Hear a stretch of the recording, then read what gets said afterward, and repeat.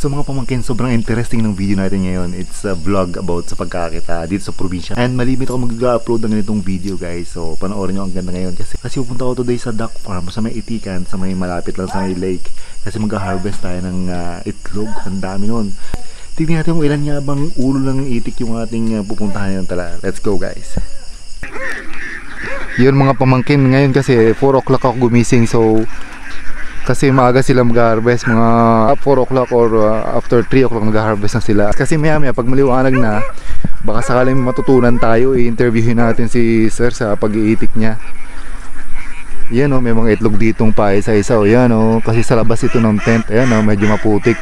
Ayan o, may basag din. Dito pala sila umiitlog sa ilalim ng tent. Si Sir Arnold, yan ang ating makakasama ngayong umaga sa vlog na ito. Yan, nag-harvest siya ngayon. Kung makikita nyo guys, oh yan oh, ang daming itlog oh. Grabe guys oh. So ngayon is after 4 o'clock pa lang. And ngayon itong oras talaga yung na-harvest. The good thing is maraming ipa itong kanilang tulugan, itlugan nila sa gabi. Ayun guys, ang dami dito sa ilalim oh. Ayan oh. Ayan oh. Grabe ang dami oh.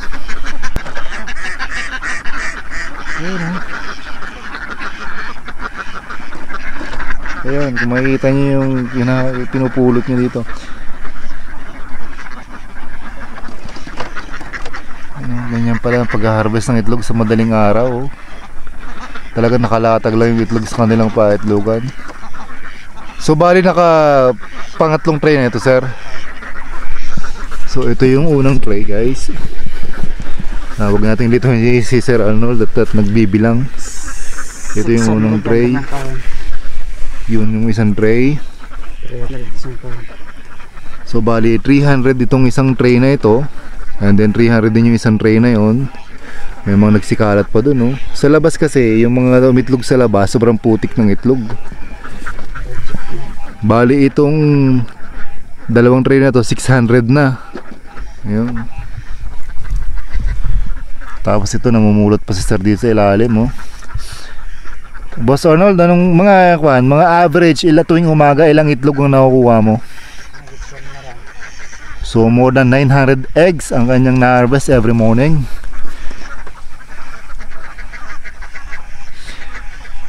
And mamaya magkukwentuhan tayo pag medyo maliwanag na yung mga pagpapatukuhan ni sir. Yan oh guys, so nakakatuwang mamulot oh. Yan oh. Yan oh. Grabe oh. Tapos lagay dun. Ayan oh. Ayan. So may mga tray ka pang lalagyan. Dami pa doon. Ayan, susubukan natin palang magsabi sa may-ari guys na bibili tayo kahit 5 ulo ng itik para sa pansarili natin sa ating backyard para meron tayong itlog. So naka 900 na, more than 900 na kasi yung mga kung saan ng itlog wala pa, hindi pa nakukolekta. Ayan oh. So nakatatlong tray na guys oh, isa, dalawa, then tatlo doon, yun. So nakatatlong tray na ng itlog ng itik. Nakakatuwa pa lang panoorin yung pamumulot. Yun, medyo matangkad tayo kaya hindi tayo makalakad ng maayos. Yeah, meron pa dito mga medyo reject ng konti kasi doon ang itlog sa maputik. So may mga nangitlog pa pala sa maraming putik doon sa area doon oh. Doon. Pero mamaya kukuhain pag maliwanag na kasi baka mapaka. Ilan kayo dito natutulog sa tent na to? Dalawang kayo? Magkabila. Ayun, may kulambo din pala si sir dito eh oh. Yan. Di sobrang lamig dito pagka madaling araw. Ang galing oh, kompletong gamit dito. May mga paglutuan, may mga ingredients sila dito oh. Dito na rin sila kasi natutulog sa tent na ito. Pag nakita nyo itong tent na ito mamang medyo maliwanag na. So mag 5 o'clock na, tapos ka nang mag-harvest ng itlog ng mga nasa loob no, yung malilinis. Tapos maya yung medyo nasa labas ng tent ang kanyang kukolektahin. By the way mga pamangkin, later tingnan nyo pa, ikakat ko na itong video nito. Tingnan natin yung pagpapatuka at kung gano'ng karami yung itik na inaalagaan ni sir ngayon.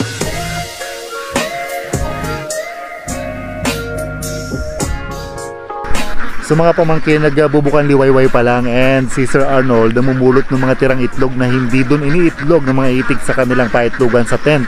Yun yung medyo mga maputik na itlog. So pinupulot niya at huhugasan niya later on. At yun daw ay gagawing parang itlog maalat na lang, kasi hindi na yun pwedeng gawing balot.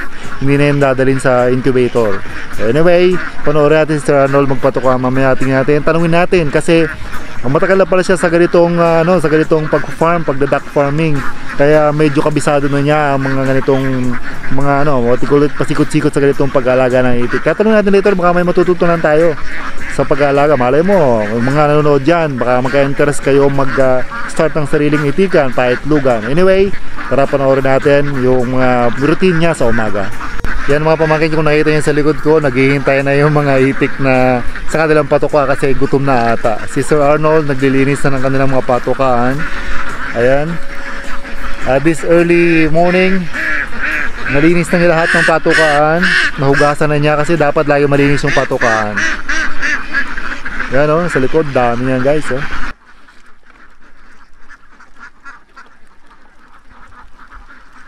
Ayan si Sir Arnold, nagpapatuka niya.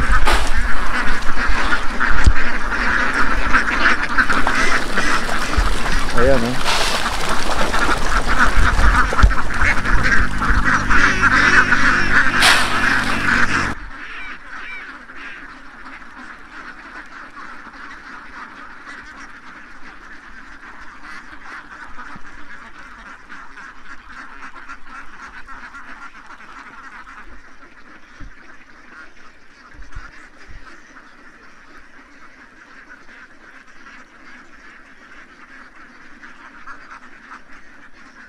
Yung ibang tapos ng tumuka, yun, umiinom doon sa may bandaro na yun, yun.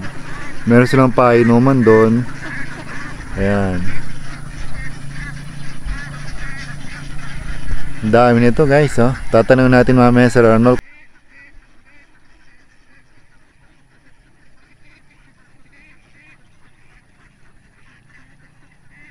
Ito ulit si Sir Arnold, kakausapin natin. Sir, sa estimate mo, mga ilang ulo yan ang itik? Kulang 2,000. So kulang 2,000. Sa almost 2,000 na yon, ilan ang lalaki? 200 yung lalaki. So bakit sir importante may lalaki yung yung itik dito? Gawa ng pag nagabalot ay kailangan may similya. Kasi yung customer nyo, yung supply nyo kasi nagbabalot, yung kasing pagka walang similya, itlog lang talaga siya, mga pangitlog maalat pwede So anyway guys, si Sir Arnold ay matagal na, nasa 15 years na ata kayo sir sa pag-iitik, so medyo kabisado na niya yung pasikot-sikot sa pag-iitikan, kaya trusted na yung ating mga information na makuha sa kanya. Sir, sa loob ng almost lapit yun ako din sir para makita nila sa video. Anyway, saan ka original dito sa sa Mindoro? Nabuslot. Saan bayan yun? Pinamalayan. Bayan ng Pinamalayan, Nabuslot, si Sir Arnold. Shoutout ka muna sa mga kamag-anak ko sa Pinamalayan. Nahiya mong shoutout. By the way, yun, sa loob ng almost 2,000 heads na magpag-iitik, ilan sako ng feeds ang nakukonsumo in one day, the whole day?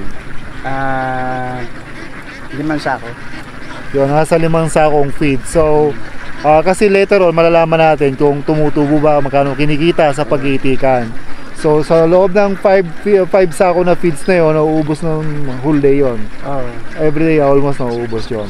So pag kinabukasan, panibagong supply naman ng feeds, So yun, kanina nakita niyo sa video si Sir Arnold nag-harvest ng itlog every madaling araw yun, parang after 4 o'clock pala nag-harvest na siya. Anong oras ba nangingitlog ang itik usually?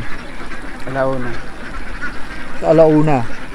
Kasi kung nakita nyo kanina, halos magkakapatong-pato yung mga itlog. Yung pala, ang sabi ni Sir Arnold, yung palang itik niya, pagka itlog nila, alis na ulit, papalit na ulit yung ibang itik para umitlog. So alauna na madaling araw, usually ng itlog, within 1 hour, tapos na sila magitlogan lahat, halos. So almost 2,000, so almost 1,800 yung babae, ganun kabilis mga itlog. Kaya pala, sa lahat ng itikan, pag-harvest ng itlog ay, madaling araw talaga.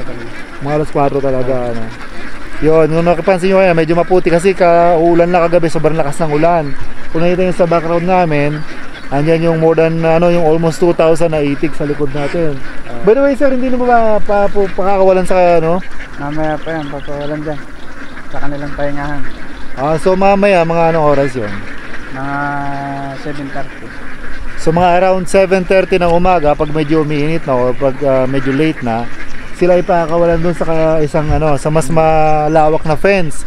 Dito yun sa may mas malaking pahingahan, sa mas maraming palanguyan o paliguan yan dito yan. So yung mga tent doon sir, yung mga tent doon ng mga paisa-isa, para saan yun? Sa silungan ng mga pagkain. Silungan ng pagkain din yan. Pag umuulan, doon namin nila. Ayun, pagka Pag umuulan. mainit pati, doon sila sumisilong. Ayun. Pagka pahinga nila pag sobrang init yung mga tent na yon, tsaka pag umuulan, doon pinapakain para nakakain nila yung kanilang pagkain. By the way sir, dito naman tayo para gustong malaman ng ating mga manonood kung siyempre yung kitaan ang gusto nilang malaman. So 15 years ka na dyan. By the way Sir Arnold ang caretaker itong itikan na to, kaya nakikare talaga niya ng todo yung kanyang itikan na to. So estimate mo magkano ang isang sakong feeds ngayon? Average Kulang 1.5. So kulang-kulang na 1.5. Dito tayo sa kabila, mukhang nakalay na ako ng yan. So kulang-kulang 1.5 sir yung isang sakong feeds. Tapos yung ilang itlog na harvest in one day. Ilang itlog na harvest? Kulang 1,000. So kulang-kulang 1,000 eggs kasi yung iba yung good condition, yung mga hindi naputikan, diretso sa pagbabalot yun. Mas mahal yung ganun pagbibenta. Ginagawang maalat yung Ginagawang maalat yung naputika. Magkano ang average na presyo ng itlog ngayon? Pag ibenta mo pag sinusupplyan mo 11 ang average. Sabihin natin 10 lang. So imagine mo kung meron kang 1,000 eggs in one day, 10, meron kang 10,000 na benta. So yung iyong patuka 1,400, sabihin natin 1,400, yung 5, so 7,000 sir So parang in one day may malinis kang kita ng mga 2,500 and above. Malinis na yun. So in 30 days yun, syempre 2,500 times 10, 25, 30 days 75,000. So medyo malaki lang ang puhunan. Syempre ilang ulo ng itik yung bibili mo, palalakihin pa yan. So nung binili nyo ito, binili ng may-ari, sisiw pa ito. Sisiw pa. Ikaw na nagpalaki. Yun. Ang ganda doon guys is mababawi mo talaga yung pinuhunanan mo. Especially kung quality talaga yung itlog ng itik and yung may sinusuplayan kang regularly. By the way sir, ito tanong, ilang taon umiitlog na maganda ang itik na yun? 5 taon. Hanggang 5 taon. Hanggang 5 taon maganda na yun. Tapos after 5 years, yun na yung medyo tamad ng medyo tamad ng itlog kasi matanda na. Pero pagkakal na, ibig sabihin yung yung medyo matanda na, nabibenta pa naman yung itik. Para kakarnihin naman. So itong itik na nasa likod natin guys, less than 1 year pa lang yan. So kasagsagan ang tawag ito kasi pagan umitlog. So mag 1 year pa lang yan next month sir? Ayan. Ngayon January. So ano pa bang tanong natin? By the way, yun yung pamangkin ni Sir Arnold. Ronel po. Ha? Ronel po. Si Ronel, pamangkin ni Sir Arnold yan. Anyway, Sir Arnold, maraming salamat sa iyo at kami pinayagan mong manggulo di sa itik. By the way, hindi ako masyado pumapasok doon sa fence kasi nagugulo sila, tumutuka pa ngayon Maaga pa lang, wala pang 6 o'clock pa lang ngayon. Anyway, sir, marami akong tutunan. At least nagka-interest ako. At saka yung mga nanonood dyan, kung gusto magkaroon ng duck farm, itikan, yan yung mga tip dyan. Siyempre, mas importante daw yung may konting yung tubig, yung paliguan Importante talaga may paliguan daw ang itik. Bakit sir yun? Bakit kailangan may mga paliguan ng itik? Kaya pag sila nandiyo sa paliguan, hindi sila mamamatay. Ay, ibig sabihin mas healthy sila. Mas sila. Mas malusog, Tsaka hindi, lalo pag mainit ang panahon, Pag mainit ang panahon kasi, gusto lagi nilang medyo basa-basa ang area. Yan kung makikita nyo, tumutuka na naman sila. So kailangan pa lang nasa 10% yung lalaki. Para magkaroon ng similya kasi ang purpose nga ng itlog na to ay pangbalot. Balot. Pangbalot. Sinusuplayan na kasi sila parang supplier ng balot naman yung sinusuplayan nila ng itlog. which is yung pinsan ko yun, yung nag-incubator para gawing balot. Anyway, Sir Arnold, thank you ha. Thank you sa thank you sa sa ating usapan na ito ngayong umaga at medyo inistorbo kita. By the way, itong tent na to, ito yung pahinga nila sa gabi, paitlugan. Yung isang tent na to, ito yung tulugan ng nung isa niyang pamangkin. At saka istaka na rin ng pagkain pagka umuulan, syempre, at saka sa gabi. And yung isang tent, yun yung tulugan ni Sir Arnold na nandun din yung mga pagkain ng tao naman at saka lutuan nila. Ayan. So temporary lang kasi sila dito sa area na to, kaya mga tent lang. Yan. Kasi magandang spot ito para talaga sa pag-iitik. Arnold, minomonitor na ngayon. Tapos maya yung pakawalan dito, ano? Ano bang oras na? Mga 6:20 pa lang ngayong umaga or 6:10 pa lang ata. Pagkapatuka, sir, anong nilalagay pa lang? Ano? Nilalagay pa ng mga vitamins ba yung painom na? Wala na. Wala. Tubig. Pero nung sisiw, may mga vitamins yan. Oo, kompleto yan. Kompleto nung sisiw pala. Bina-vitamins yan. Para pagka nandun na sa what you call it, sa kasagsagan ng pangingitlog, ay maganda ang health nung ayan, dami So nasa 2,000 ito. Medyo maputik lang talaga kasi nag-uulan. Ang lakas ng ulan kagabi, sir, ano? Lagunos na kagabi. Ano? Nakakatuwa lang kasi kanina pag punta namin yung itlogan, halos magkakapatong noon, ang dami sa isang area lang talaga nag-itlog. Doon sa tuyo na ipa. Kaya lang iba, napakan talaga nila, mapuputik. Mapuputik yung sir, maputik yung paa nila. Sobrang putik ng lupa.